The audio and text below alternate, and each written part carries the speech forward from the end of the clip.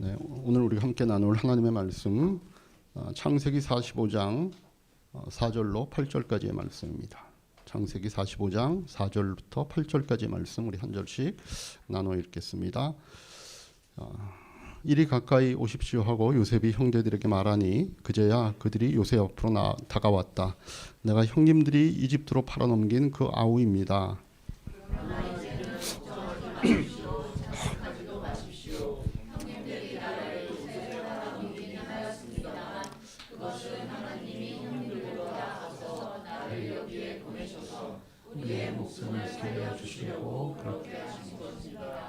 이 땅에 흉년이든지 이태가 됩니다. 앞으로도 5대 동안은 밭을 갈지도 못하고 거두지도 못합니다. 하나님이 나를 형님들보다 앞서서 보내신 것은 하나님의 크나큰 구원을 베푸셔서 형님들의 목숨을 지켜주시는 것이고, 네, 같이 봅니다. 그러므로 실제로 나를 이리로 보내신 것은 형님들이 아니라 하나님이십니다. 하나님이 나를 이리로 보내셔서 바로의 아버지가 되게 하시고 바로의 온 집안의 최고의 어린이 되게 하시고 이집트 온 땅의 통치자로 세우신 것입니다. 아멘. 네, 다시 한번 우리가 앞뒤 옆에 분들 보고 같이 하늘복으로 축복하십시다. 하늘복 많이 받으십시오. 네, 하늘복 많이 받으십시오. 네, 오늘 우리가 읽은 이 본문을 포함해서 이 창세기의 후반부는 야곱의 아들인 요셉과 그 나머지 형제들의 이야기로 채워지고 있습니다. 그러니까 37장부터 시작해서 50장까지 무려 13장에 걸친 상당히 긴 분량의 얘기가 이 야곱의 아들들에 관련된 얘기입니다. 우리가 알듯이 아버지인 야곱은 좀 독특한 사람이었습니다. 과연 그가 성경에 나와도 되는 인물인가 의심이 들 만큼 그는 좀 거짓말쟁이였고 또 사기꾼스럽기도 했고, 어떤 면에서는 어머니의 치맛자락을 붙잡고 있는 마마보이적인 그런 성품도 있는 것 같고, 한편으로는 또 겁쟁이스러운 면도 있었던 뭔가 이런 부정적인 성향을 갖고 있는 그런 사람이었습니다. 그래서 그런지 그런 그가 꾸린 그 가정도 보면 그 가족 간의 분란이 많았습니다.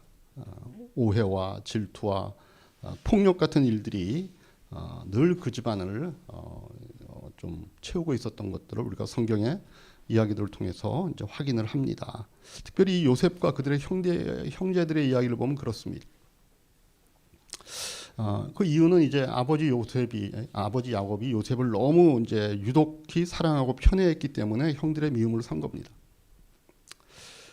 그런 형들의 마음을 가중시켰던 사건이 벌어지죠. 요셉이 꾼 2번의 꿈을 자기 형들과 자기 부모님 앞에서 얘기를 했기 때문에 그렇습니다. 첫 번째 꿈은 뭐였죠? 형제들이 묶었던 곡식단들이 요셉이 묶은 곡식단을 향해 절을 하더라라고 요셉이 얘기를 해버린 겁니다. 얘기 안 해도 되는데 본인이 얘기를 한 거예요. 형들이 조금 기분 나빠 이런 생각을 했죠. 그런데 또 꿈을 꿨다고 그 다음번에 또 얘기하는 게 뭔가 하면 이번에는 해와 달과 별들이 11별들이 있는데 모두 내 별을 향하여 절을 하더라 이런 얘기까지 한 겁니다.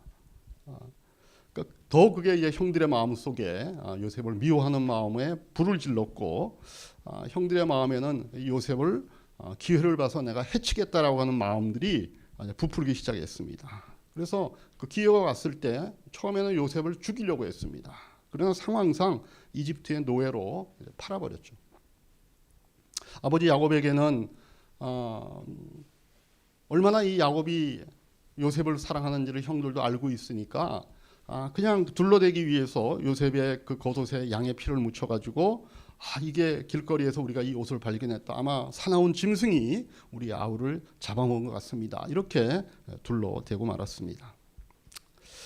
애굽으로 팔려간 요셉은 노예의 신분으로부터 출발을 했지만 반전에 반전을 거듭해서 결국 이집트의 1인자인 파라오의 총리 대신이 되었습니다. 파라오가 꿈을 해석을 해서 그 꿈에서 예견된 큰 기근의 때를 대비하고 이집트를 그 위기에서 구할 그 마스터 플랜을 집행하는 그런 사람이 되었다라고 성경이 얘기합니다. 7년간의 그 고된 기근으로 인한 이집트 인근 나라에서조차도 곡식을 구할 수 없어서 많은 주변에 있는 나라의 사람들도 식량을 구하러 이제 그 파라오의 궁으로 이제 찾아오게 되었죠. 그들 중에 누가 있었어요? 바로 요셉의 형들도 있었습니다. 형들은 자기들이 지금 식량을 구걸하고 있는 그 자기들 앞에 서 있는 그 이집트의 고위 관리가 다름 아니라 자신들이 오래전에 노예로 팔아버린 동생 요셉이라고는 꿈에도 생각을 못했습니다. 요셉이 상황이 되어서 자기의 정체를 밝히니까 형들이 다 두려워서 떱니다. 왜냐하면 자신들이 한 짓이 있으니까 당연히 그럴 수밖에 없었습니다. 그러나 요셉은 그런 형들을 진정시키면서 오늘 이제 본문에서처럼 형들을 안심시킵니다. 우리가 다시 한번 보면 45장 4절과 5절, 그러나 이제는 걱정하지 마십시오. 자책도 하지 마십시오. 형님들이 나를 이곳에 팔아넘기긴 하였습니다만 그것은 하나님이 형님들보다 앞서서 나를 여기에 보내셔서 우리의 목숨을 살려주시려고 그렇게 하신 것입니다. 7절 8절도 보겠습니다. 하나님이 나를 형님들보다 앞서서 보내신 것은 하나님이 크나큰 구원을 베푸셔서 형님들의 목숨을 지켜주시려는 것이었고 또 형님들의 자손을 이 세상에서 살아남게 하시려는 것입니다. 그러므로 실제로 나를 이리로 보낸 것은 형님들이 아니라 하나님이십니다. 하나님이 나를 이리로 보내셔서 바로의 아버지가 되게 하시고 바로의 온 집안의 최고의 어린이 되게 하시고 이집트 온 땅의 통치자로 세우신 것입니다.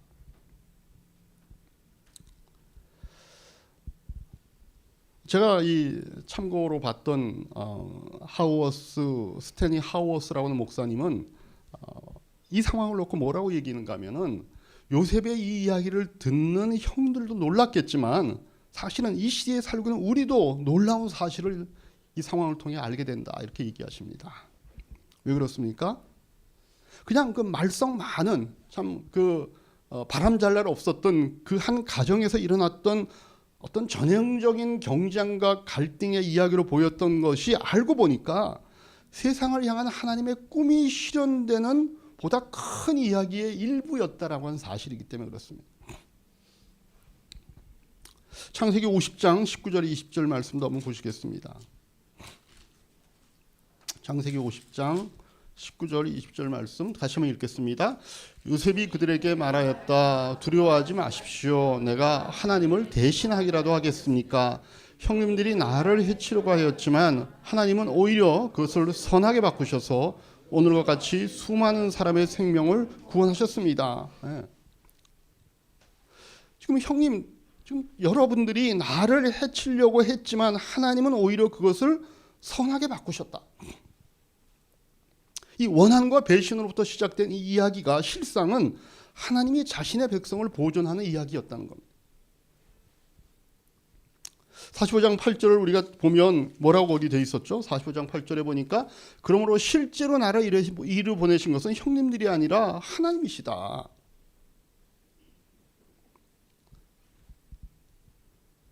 형들이 지금 우리가 생각하기에는 이 요셉을 노예로 팔 때는 형들이 모든 것을 스스로가 결정한다고 생각하고 그 일을 했던 겁니다. 우리 마음 가운데 불편함을 주는 이 녀석, 이걸 우리 눈에 봐도 치워버리자. 그럼 우리도 편안해질 거고 우리가 죽이지는 않았으니까 얘의 운명도 뭐 어떻게 되겠지. 그 자기들이 지금 이 상황을 결정한다고 생각했을 겁니다. 그러나 그건 그들의 생각에 불과했죠. 실제 그 이야기 배후에는 무언가 또 누군가 이 형들의 악한 죄와 그 범행보다 더 큰 어떤 손이 존재하고 있었다는 거죠. 우리가 영화나 연극에서도 그 무대에 등장하는 배우보다 그 뒤에 그 연극을 이끌어가고 있는 더 큰 손인 작가나 감독들이 있는 것처럼 지금 이 야곱의 가족의 이야기의 이 뒤에는 실제로 이 이야기를 이끌어가시는 더 큰 손이 있는데 그분이 누구예요? 그분이 요셉이 정확하게 말씀했듯이 하나님이시라는 거예요. 그래서 우리는 이 요셉의 이야기를 통해서 세상에서 펼쳐지고자 하는 이 하나님의 꿈, 이 꿈이 이 형들에 의해서 꺾이거나 좌절되지 않는다라고 하는 사실을 발견할 수 있습니다. 그래서 이 오늘 읽었던 이 야곱의 아들들의 이야기, 요셉의 꿈과 관련된 이 이야기의 주인공은 사실 요셉이 아닙니다. 이 이야기의 주인공이 누구예요? 겉으로 드러난 이야기 속에 감추어져는 있긴 하지만 실제로 더 궁극적인 이야기를 펼쳐가시는 하나님이 이 이야기의 주인공이시죠. 요셉이 한 이 말 속에 분명히 드러나지 않았습니까? 50장 19절에서 20절 말씀, 두려워하지 마십시오. 형님들이 나를 해치려고 했지만 하나님이 오히려 그것을 선하게 받고 오늘과 같이 수많은 생명들을 구원하게 하신 것이다. 하나님의 원래 계획하신 것, 세상을 구원하는 하나님의 꿈이 있었다는 것이고, 이 하나님의 꿈이 형들의 악함으로 인해서 꺾인 것이 아니라 오히려 그것조차도 하나님이 쓰시는 방법이 되어 하나님이 승리하셨다라고 하는 것을 오늘 성경이 우리에게 보여줍니다. 여러분, 오늘날 우리의 삶은요, 대부분 나의 선택이나 아니면은 그냥 어떤 운에 달린 거로 보는데 이 현대인의 삶이 참 익숙합니다. 삶이라고 하는 것이 내가 뭔가를 하고 뭔가를 결정하는 것에 달려있다라고 사람들은 생각하며 삽니다. 또 어떤 사람들은 삶이란 게 그냥 단순히 어떤 상황과 어떤 운에 따라 결정된 마치 복권 같은 것이라고 하는 생각들을 갖고 살아갈 수도 있습니다. 그런데 이게 내 손에 달려있다거나 아니면 어떤 운에 의해서 내 삶이 결정된다라고 이런 생각을 갖고 있기 때문에 많은 사람들이 어떤 상황 속에서 무력감과 어떤 절망에 빠지고는 하는 겁니다. 여러분, 삶이요, 전적으로 우리 손에 달려있는 것이라면 우리는 불안할 수밖에 없죠. 우리는 어떤 상황 속에서 무력감에 빠질 수밖에 없습니다. 왜 그렇습니까? 내가 나를 알고 주변에서 다 나를 아는데 그런 부족하고 정말 내가 내 자신조차 믿기 어려울 때가 있는 그런 내가 하는 그 일이 나의 삶을 결정짓는 모든 것이 된다면 우리가 왜 안 두렵겠어요? 근데 이건 개인만이 아니라 인류 역사도 마찬가지입니다. 인류가 이루어놓은 업적이라고 얘기했던 많은 것들, 뭐 굉장한 에너지원인 우리가 뭐 어떤 핵의 폭발을 발견했다.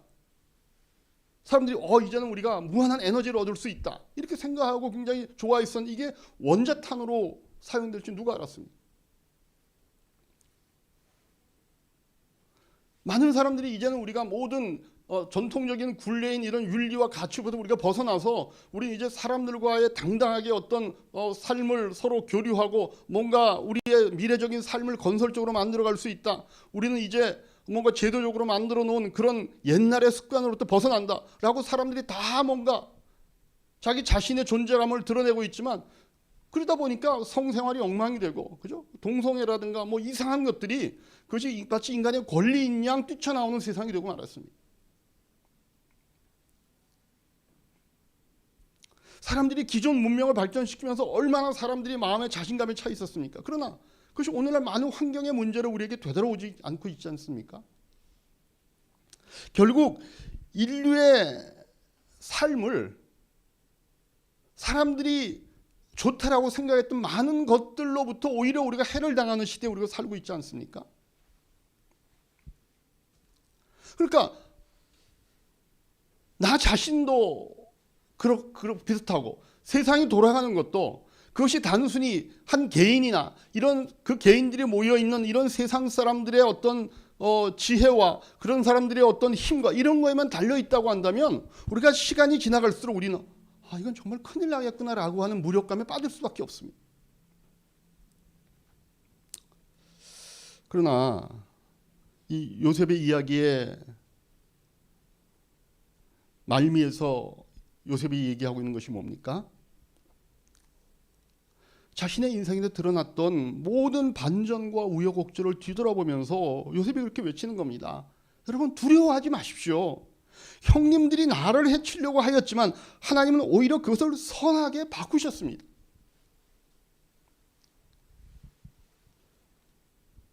오늘 우리 이 요셉의 이야기를 우리도 듣는 겁니다.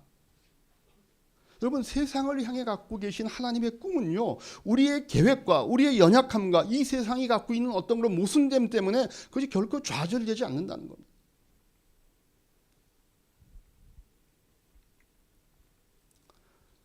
왜 그렇습니까? 주님께서 가르치시는 기도에서 직접 말씀하셨듯이 하나님의 뜻은 하늘에서 이루어진 것 같이 이 땅에서도 이루어질 것이기 때문에 그렇습니다. 여러분, 하늘에서 이미 이루어진 하나님의 뜻이 뭐예요?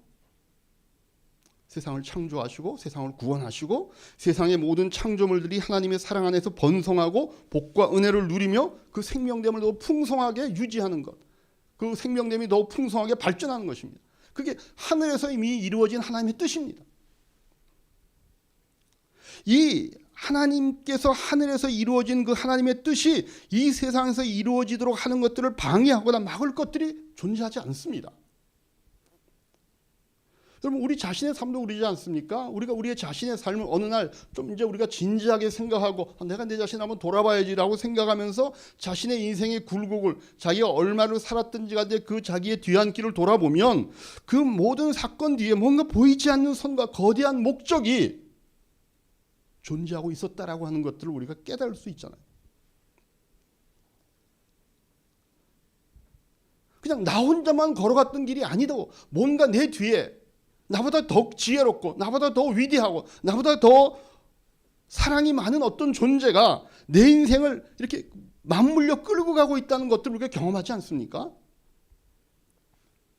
마치 하나님이 그렇게 의도하신 것처럼 그런 맞물림이 우리 각자에게도 이미 있는 겁니다.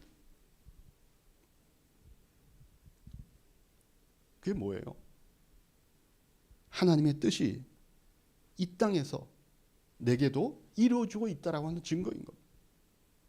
그래서 사도 바울의 이 고백이 저는 진짜 옳다라고 인정을 합니다. 로마서 8장 28절에 뭐라고 얘기합니까? 같이 한번 읽겠습니다. 하나님을 사랑하는 사람들 곧 하나님의 뜻대로 부르심을 받은 사람들에게는 모든 일이 서로 협력하여 선을 이룬다는 것을 우리는 압니다. 그 바울의 고백이 사실 우리의 고백인 거죠. 우리 예수 믿고 하나님을 아는 자들은 자기의 인생의 그 우여곡절을 돌아보면 결국은 이 고백을 하는 겁니다.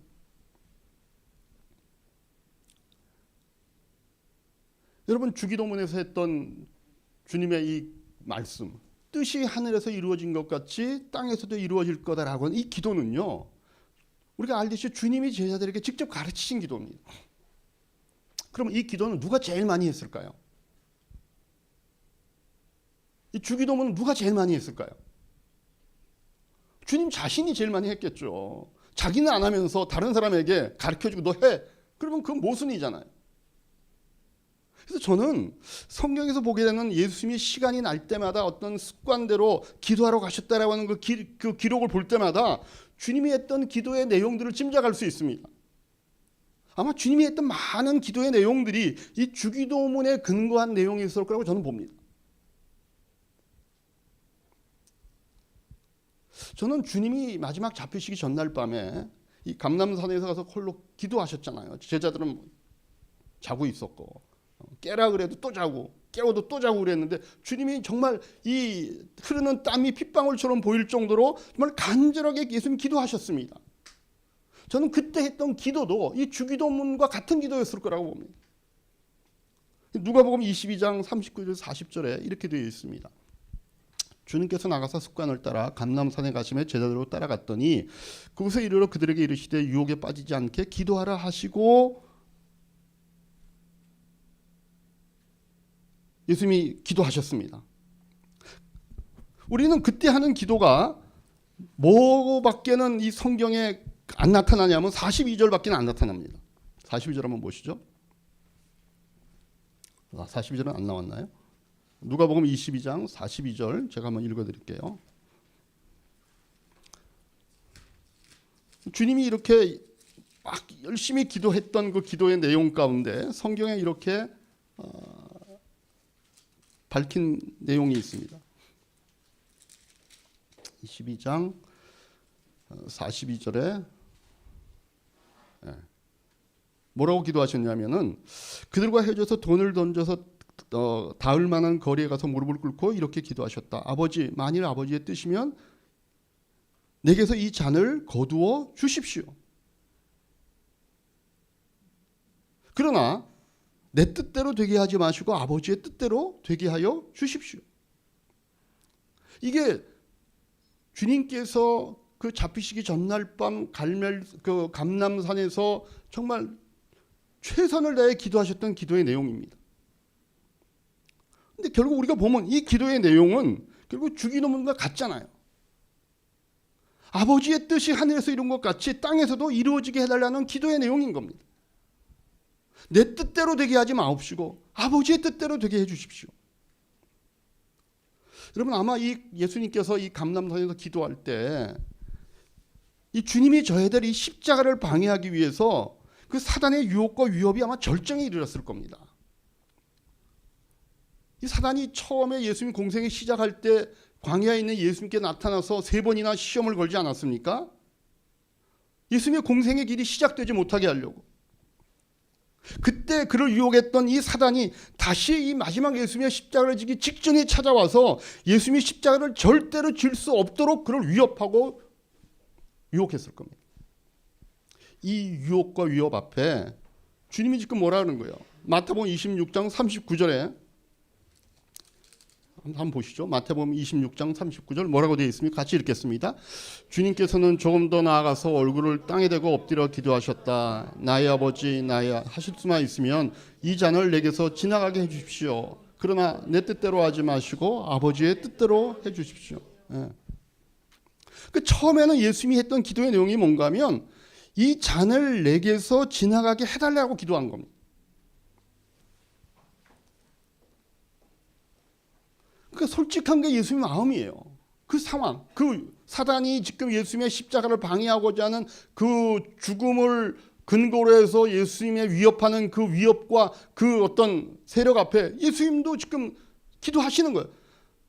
이 잔을 내게서 지나가게 됐으면 좋겠습니다. 근데 예수님이 거기서 끝나는 게 다시 기도하시죠. 그러나 내 뜻대로 하지 마시고 아버지의 뜻이 이루어지게 해주십시오. 이 예수님의 십자가 사건 우리가 다 알듯이 인간의 죄를 사하시고 다시 그 인간들을 하나님의 자녀로 되돌려 놓게 하시는 그 하나님의 꿈과 계획 안에 포함되어 있는 일입니다.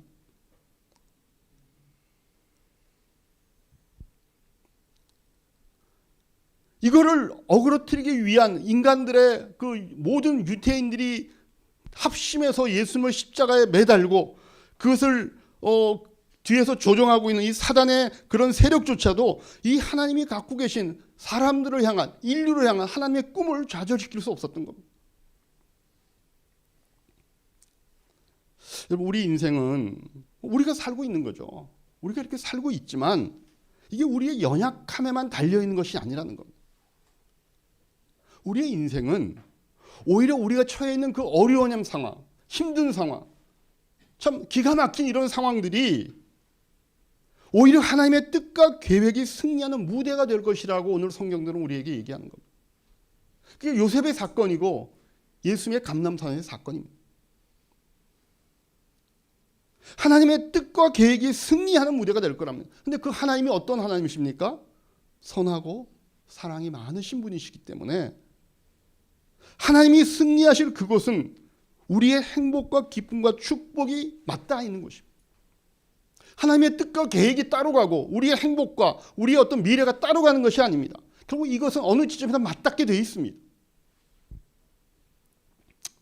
저는 오늘 여러분들 이 자리에 와 계시지만 여러분들의 인생의 그 걸음걸음에서 어느 시점에 와 있는지 아마 각자가 다 다를 겁니다.